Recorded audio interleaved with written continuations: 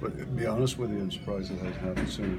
I think I said that once. I want to kind of keep it to myself. But on the nights that he's scored his three, he's had his chances to get so much more. But boy, those guys were so good, and some of those goals, you just got to sit back and smile if you're standing on the right bench, because nobody's stopping the one-timer on the power play.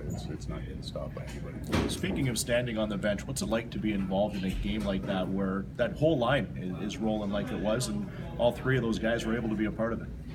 Well, it's good because they've worked their way into it. Patty's is 5-on, all three of them are 5-on-5 games, been really good. Brian Littleby is the kind of the quiet guy on the line, did a whole lot of the heavy lifting down low. So they were good at both ends of the rink. Some of their offense, starting from there. Happy for them, they've earned it. I know there's that narrative that going back to Finland, and obviously Patrik had the hat trick, got him going, but you look at his month now since, I think he's 15 or 16 just in November alone, 11 since Monday. I mean, is it bearing truth that really did mark a turning point? You know what? I think there were a bunch of things going on.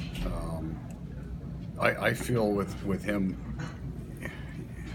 I felt when he played with Adam Lowry for those few games, his game settled and got into straight lines, and then went back out into offensive holes with Brian and Kyle. So I think he got his game right just before it.